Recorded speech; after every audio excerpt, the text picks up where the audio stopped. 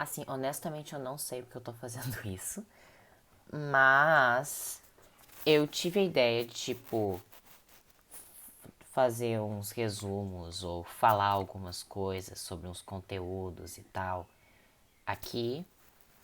E, tipo, isso vai servir pra mim pra estudar, porque eu gosto de falar as coisas quando eu tô, bem, estudando. E se alguém assistir, legal, mas isso não é pra ganhar view nem nada, é só pra uma coisa mais pra mim. E se vocês quiserem assistir, também pode ser. Mas aqui vamos começar com Emmeline Durkheim. Quem foi Emmeline Durkheim? Ele foi um sociólogo lá dos séculos XIX, por aí. E ele é um cara muito interessante, porque ele seguiu aquela lógica do Auguste Comte. Auguste Comte é aquele cara que falava sobre ordem e progresso, positivismo, uma lógica bem positivista da sociedade. E Emmeline Durkheim, ele segue essa lógica. Mas eu vou falar um pouquinho sobre ele, assim, a vida pessoal dele, para dar um básico. Assim, ele nasceu em Lorena, numa família bem judaica. Então, é uma família judeu ali. E ele começou, então, a vida dele numa escola judaica. Porque, né, faz sentido. Mas ele, não sei, ele simplesmente pensou, isso não é pra mim. E não quero. E foi pra outra escola, uma escola não judaica, não religiosa. E mesmo que ele tenha se afastado do judaísmo, ele não tirou os laços que ele tem, muitos laços que ele tem com a religião ou com as pessoas. Ele simplesmente percebeu que ser um judaico pá, não era pra ele. E ele foi pra uma escola e depois ele foi pra outra escola, que é a ENS. Não me lembro onde é que fica, mas é um lugar lá. E ele começou a estudar algumas cadeiras e ele percebeu que ele não estava muito ligado, não batia muito bem à ideia das humanísticas, que é basicamente o ser humano é o centro de tudo e a gente precisa estudar o ser humano.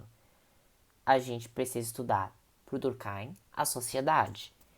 E então, por isso que ele é um sociólogo. Ele estuda a sociedade, como o ser humano interage com a sociedade, como que eles se combinam, como a sociedade combina, como a sociedade tem que combinar, o que seria a harmonia da sociedade.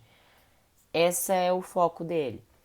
Ele gostava bastante de psicologia, filosofia, mas ele consolidou sociologia moderna e por isso que ele é conhecido como o pai da sociologia moderna.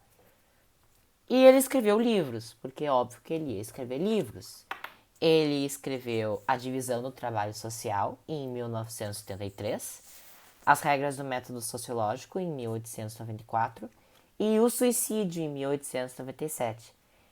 E ele fala sobre várias coisas nesses livros. Ele fala sobre o suicídio que causa as pessoas a se matarem. Tem causas diferentes, tem causas parecidas. Ele fala sobre isso. Ele fala sobre como a sociedade funciona, como o trabalho funciona. E eu vou falar da maioria dessas coisas aqui. São teorias dele, que ele pensou, mas com inspiração do Auguste Comte, com um forte laço positivista. Então vamos lá. Ele é considerado o pai da sociologia moderna. E o que ele acreditava? Ele comparava muito a sociedade como um organismo do corpo. Sabe que a gente tem muitos organismos no nosso corpo? É tipo isso. Nosso organismo, a gente tem várias células, tecidos, blá blá blá, blá blá blá blá blá blá. Eles interagem entre si. As células, elas precisam cooperar para o organismo funcionar. E é isso que ele fala sobre a sociedade. A gente tem muitas pessoas e cada um tem que fazer a sua parte para a sociedade como um todo funcionar. Então, cada um tem o seu papel. Uma pessoa faz uma coisa, para outra pessoa fazer outra coisa separado. É tipo, uma pessoa faz esse controle, mas a outra pessoa faz o tablet. E o jogo só vai funcionar se eu tiver um controle e um tablet. esse tipo de raciocínio. E a sociedade, então, ela precisa de cooperação entre as instituições e os indivíduos para funcionar. As instituições sociais, que o Auguste também, mas que o Durkheim falava que eram vitais para o ser humano, que eram vitais para a construção da sociedade, eram a família, igreja, escola e o Estado. Estado sendo o poder do país, né? E tá. Ele tinha uma coisa muito interessante, um pensamento muito legal de se pensar, para mim pelo menos, que é a consciência coletiva. Ele pensava do lado psíquico da sociedade, o que a sociedade pensa e como é que esses pensamentos afetam como a gente vive. Então, a consciência coletiva é uma moral que a gente tem aqui dentro, sem nem perceber direito. Às vezes a gente nem percebe que a gente está dentro de vários padrões e vários comportamentos. Por exemplo, vestir roupa. Por que, que eu não estou gravando esse vídeo pelado? Por que que... Por que que a gente acorda cedo e vai trabalhar e tem uma rotina parecida na maioria dos dias? Por causa de uma consciência que a gente tem. A gente sabe que a gente tem que vestir roupa. A gente sabe que a gente não pode assaltar o coleguinha. E a gente tem formas padronizadas, não sei falar, puta que pariu, do pensamento e do comportamento. E a gente então tem uma consciência coletiva que ela vai indo, vai indo, vai indo e por gerações. Tipo, a gente não começou a vestir roupa 5 anos atrás. A gente vestia roupa há milhares de anos atrás. Milhares. Assim, lá na pré-história, os caras já pegavam uns tecidão, botavam em cima e falavam, cara, é isso, eu não vou ficar pelado. E a gente segue isso até hoje. São muitos comportamentos que a gente segue desde o princípio até hoje em dia. E provavelmente vai continuar. E ele então, o senhor Durkheim aqui, era positivista. Os positivistas eles tinham uma fetiche com o capitalismo também. Então, o Durkheim, ele era um forte defensor do sistema capitalista, que é o sistema que a gente vive hoje, né? Aquele, vou comprar um lápis, uso dinheiro, isso é uma caneta, merda. Vou pegar uma caneta, vou comprar com dinheiro, o cara ganha dinheiro, ganha caneta. Isso, capitalismo, uau, incrível, todo mundo sabe o que é o capitalismo.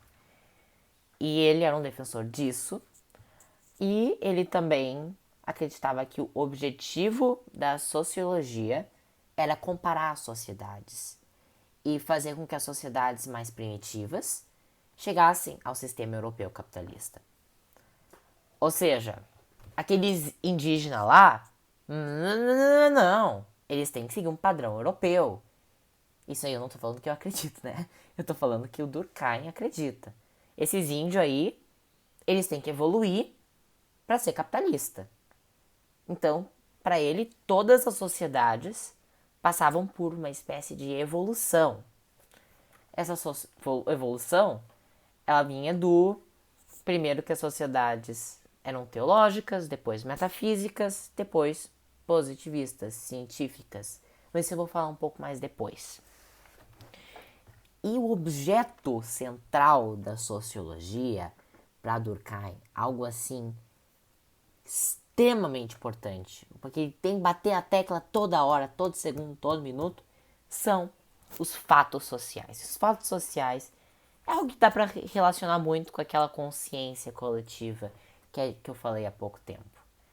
Que os fatos sociais são maneiras coletivas de agir ou de pensar que exercem uma influência sobre os indivíduos. É basicamente a consciência coletiva em prática. A consciência coletiva é: não posso sair na rua pelado. O fato social é: ninguém sai na rua pelado. Eu estou usando muito exemplo, porque é um exemplo muito óbvio, um exemplo que todo mundo consegue internalizar, né? Pelo menos aqui, onde todo mundo veste roupa. Vai que em algum lugar não vista, mas aqui a consciência coletiva, o fato social é vamos vestir roupas.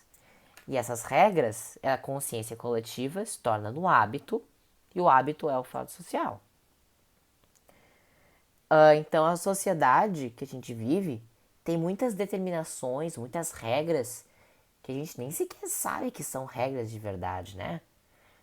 Por exemplo, tu já parou pra pensar que deixar a barba assim, não muito grande, não assim enorme até o cu, isso aí é uma regra que a gente tem, de tipo, cara, eu tenho que cortar um pouquinho, pelo menos, né? Não posso deixar muito longo. Isso é uma regra internalizada da sociedade. São determinações sociais.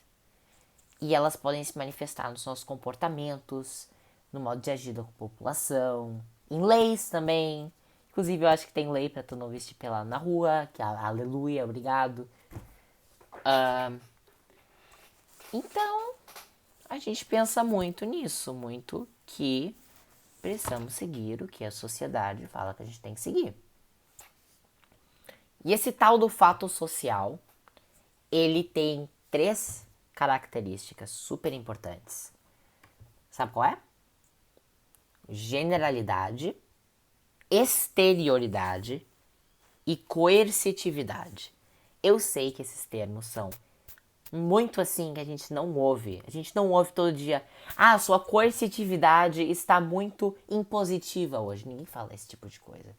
Então esses termos podem ser meio estranhos. Mas é muito fácil entender. Assim, generalidade, pode pensar com a palavra geral. É social todo fato que é geral. Isso aí tá escrito errado. Eu acho que tá escrito errado. Mas assim, ó. O que a gente faz se aplica em praticamente todo mundo? É algo assim, bem geral da sociedade? Se é um fato social. Agora, uma exterioridade, pensa da palavra exterior. Esse fato social não vem de ti.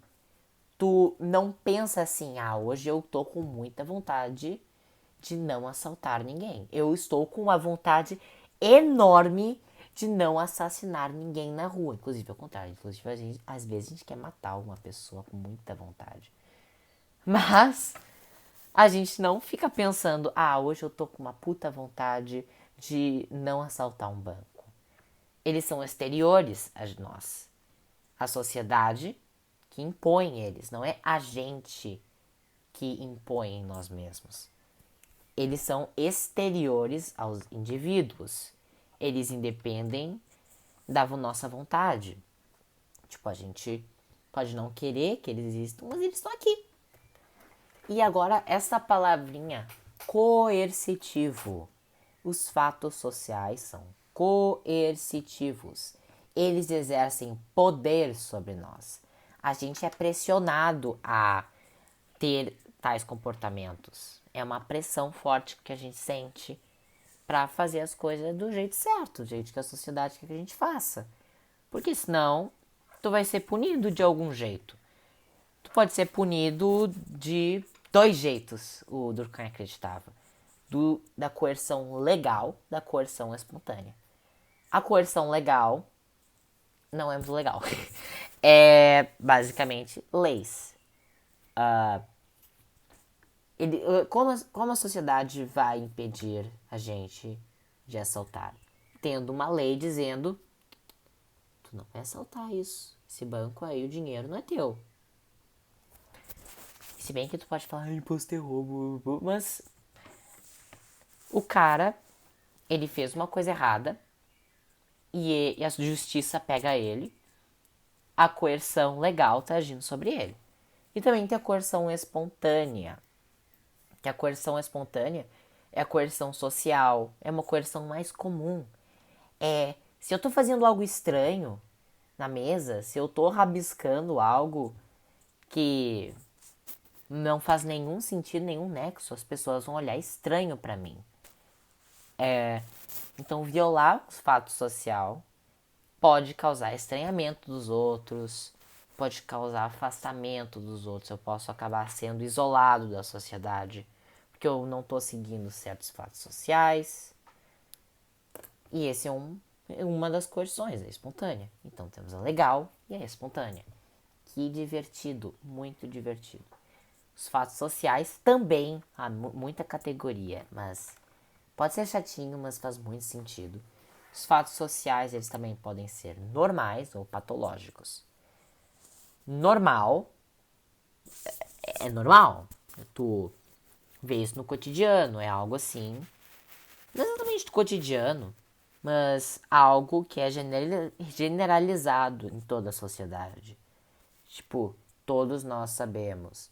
Tu não pode roubar, tu não pode assassinar ninguém, tu não pode vender drogas, tu não pode fumar maconha numa escola fundamental, com criancinhas, etc, etc e tal. Coisas que todo mundo sabe que é errado em qualquer momento, não importa se é em 1999 ou se é em 3248. A gente sabe que esta coisa errada não posso fazer. E os fatos sociais patológicos, eles são uma coisa mais excepcional, coisa de um certo momento. Tipo, usar máscaras durante o Covid-19. Isso aí, tu não ficou sempre usando máscara, né? Tu tava ali em 2015, assim, puta que pariu, mas que vontade de não respirar direito hoje, né? Não, isso aí é um fato social recente do Covid-19 que vai passar. Vai passar. A gente não vai precisar ficar usando isso mais. Daqui a pouco, né? Por enquanto ainda tem que usar F no chat. Fato social patológico é do certo período. Isso aqui é uma coisa de 2020, 2021, talvez 2022, quem sabe, e depois passa. Isolamento social. Tu se isola pro 2020, 2021, talvez 2022, e depois passa. É isso. É uma coisa assim que não é de sempre, que vai passar, que é anormal. E uma coisa muito legal que ele acreditava, que talvez nem seja possível de verdade, depois o Karl Marx vai falar sobre o que o Durkheim disse agora, que o Karl Marx vai rebater Durkheim nessa, que Durkheim falou que a sociologia ela tem que ser estudada que nem a ciência. Como é que se estuda a ciência? Com neutralidade. O cientista, ele tá lá, ele pega essa borracha e fala do que é feita essa borracha. Ele não tem nenhuma conclusão em mente, ele não tem nada, não tem nenhum fator externo. Ele vai usar fatos, ele vai usar lógica, ele vai usar razão para determinar do que é feita essa borracha aqui. A sociologia, ela tem que ser feita da mesma maneira para Durkheim. Ou seja, tu é uma mulher e tu quer falar sobre violência das mulheres, tu não pode falar da tua própria experiência. Tu não pode falar, eu sinto isso, ou às vezes parece que. Tu tem que falar dados, estatísticas e uma conclusão objetiva, sem subjetividade. A gente não pode se envolver com os fatos sociais que nós estamos estudando. Essa é o jeito mais chique de falar sobre a neutralidade da sociologia. E um abre parênteses aqui para quem está interessado, é que Karl Marx falou sobre isso depois, e ele falou uma coisa diferente. Ele falou que é impossível sermos neutros, que a neutralidade é uma coisa que não existe, que se eu tô falando sobre uma coisa, eu vou acabar botando o que eu penso ali dentro. Então é uma coisa interessante. O que o Durkheim acreditava e o que Karl Marx acreditava, eles pensam coisas completamente diferentes em várias outras coisas. Isso aí é só um detalhezinho. Depois a gente vai ver Karl Marx, mas por enquanto a gente está focando no nosso querido e maravilhoso Durkheim. Durkheim também vai falar sobre uma coisinha que se chama anomia social. Anomia, para Durkheim, o conceito de anomia é ausência de regras, crise, de formas de controle social. Ou seja, quando a consciência coletiva talvez não esteja funcionando muito bem.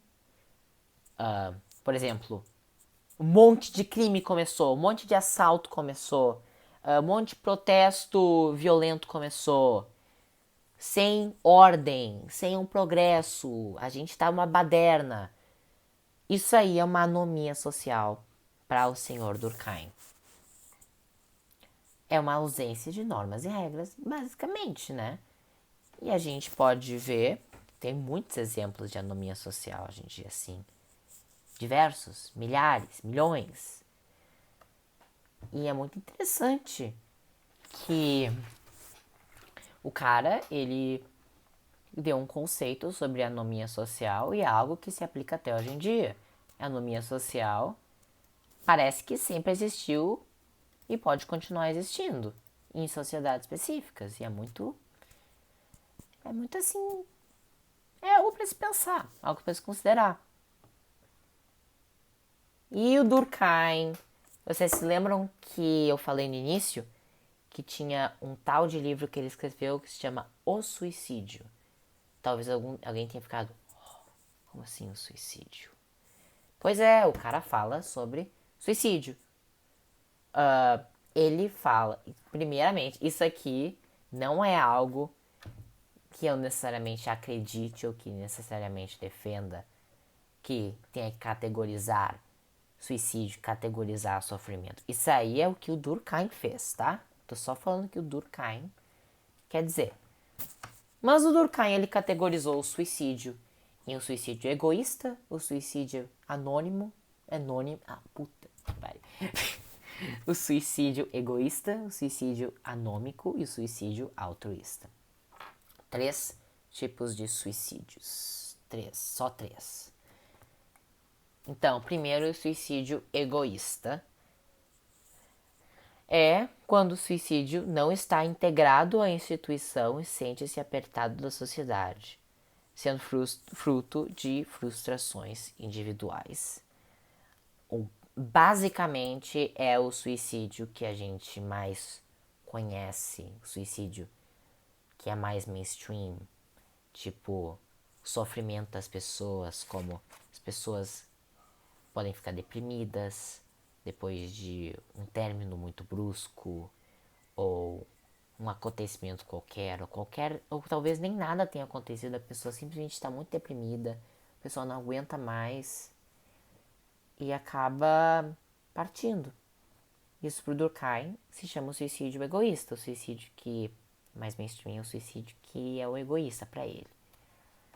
E ao contrário do suicídio egoísta, que era individualista, que pensava em mim, o suicídio altruísta para o Durkheim é diferente. O suicídio altruísta era eu pensando nos outros, meio que um sacrifício. É bem a ideia do sacrifício. Ou os terroristas lá do Homem-Bomba. O cara que é um Homem-Bomba, ele tá ali se matando basicamente por uma causa. Ele tem uma causa social. Não tem razões individualistas, são razões coletivas. E também temos o suicídio anômico, determinado por ausência de normas sociais. É basicamente a anomia social que acaba causando suicídio. E cara, eu vou abrir um parênteses aqui, rapidão. Que suicídio não é algo que a gente pode brincar muito. Eu sei que às vezes eu faço muita brincadeirinha. Mas tipo, quando se fala sério de suicídio, tem que se falar sério mesmo, sabe? Porque é uma coisa muito trágica que acontece com muita gente. E infelizmente ainda é algo muito recente. E se tu tem alguém que talvez esteja em risco, ou que tu talvez esteja em risco, fala com alguém. É importante. Porque nunca é a opção certa suicídio. Mas agora, deixando isso um pouco de lado, vamos falar sobre a divisão social do trabalho. Que Durkheim, eu falei antes, o capitalista, super capitalista, falou também sobre como a sociedade precisava de cooperação Isso aí é basicamente divisão social do trabalho. É a dependência entre as pessoas. As pessoas dependem uma das outras para a sociedade funcionar, para a sociedade funfar, para tudo dar certo. E como cada um precisa do outro, isso pode ser caracterizado como um tipo de solidariedade. Por quê? Porque eu estou ajudando uma pessoa com as minhas ações. Então, para Durkheim é meio como se tivesse nascido uma nova solidariedade. Uma solidariedade orgânica de sociedades modernas, capitalistas. Que é basicamente... Pegar um exemplo bem fácil de entender das fábricas, tá? O que eu posso pegar aqui de exemplo? Puta, não sei o que eu posso pegar aqui de exemplo. Eu já peguei o controle. Será que eu pego o controle de novo? Vai, tanto faz, vai. Um controlezinho. Não é só uma pessoa que pintou, que fez cada botãozinho, que fez o analógico, que fez a tecnologia dentro. Não é uma pessoa que fez isso. Várias pessoas fizeram um único controle desses daqui. Então, vamos chutar, né? Um cara fez o analógico, um outro cara fez os botões, um outro cara fez esse botão, um outro cara fez esse botão, um outro cara fez o que tá dentro do controle, o outro cara inseriu o Bluetooth, sei lá como é que é. Mas não é só uma pessoa, são várias pessoas diferentes. E se uma pessoa não faz o analógico, não tem controle. Se uma pessoa não faz os botões, não tem controle.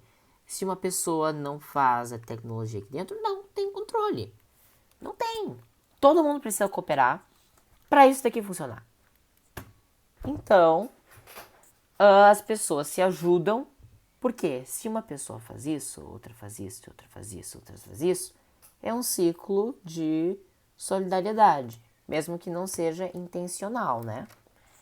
Então, a gente tem mais individualismo, tem menos coesão social, menor força de consciência coletiva.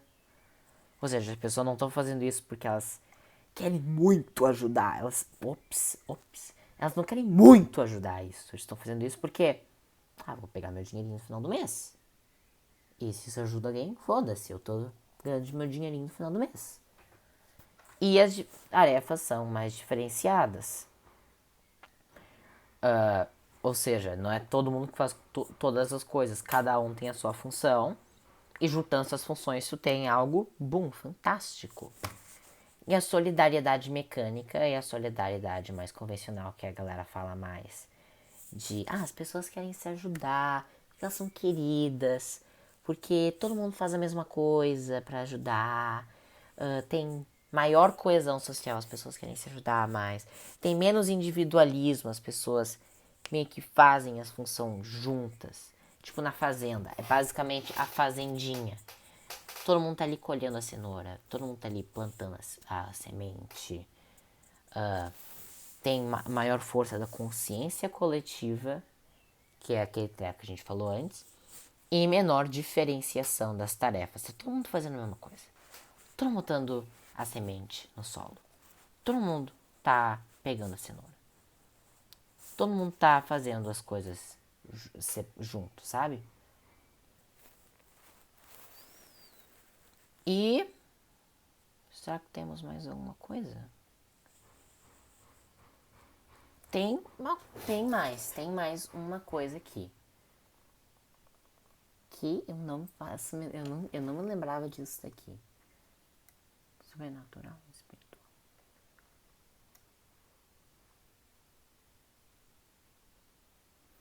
Então a gente tem duas vivências humanas. Então, ele tá falando agora sobre o sagrado e o profano. Isso, honestamente, eu nunca ouvi falar, então não sei se é muito importante. Mas vamos dar uma falada aqui, rapidão. Antes de terminar esse treco. Puta que pariu, quase meia hora. Então, temos o sagrado, que ele é caracterizado como natural. Lembramos que são vivências humanas. É sobrenatural, espiritual, dotado de uma característica que está além da capacidade de captação dos nossos sentidos. Basicamente, glória a Deus. É Deus, é espíritos, é o que tá em cima. A gente não entende o que tá acontecendo muito bem, mas a gente sabe o que tá acontecendo. Isso é a vivência humana sagrada, da fé. E a vivência profana, o profano, é o contrário. É o natural, é o que a gente consegue ver, é o que a gente consegue sentir, é o não sagrado. E a religião é a instituição social que estabelece a diferença entre as dimensões do sagrado e o profano. Ela contribui para a coesão social, proporciona sentimentos de unidade e tem grande relevância na consciência coletiva. Então aqui ele só está falando um pouco mais detalhado sobre a função da religião na construção da consciência coletiva, que a gente falou antes. E, cara, eu acho que é isso, né? Eu acho que é isso, realmente. Isso aí foi Durkheim. Eu pensava que ia ser muito mais curto do que 31 minutos. Provavelmente deixei algumas coisas de fora também. Não sei se tá tudo aqui, mas eu acho que tá. Acho que eu falei sobre tudo que precisava falar. Então, se é isso. Se meu celular não queimar, o seu armazenamento do meu celular não morrer, talvez eu faça outro videozinho desses quando eu for estudar outra coisa. Mas por hoje é isso. Adeus.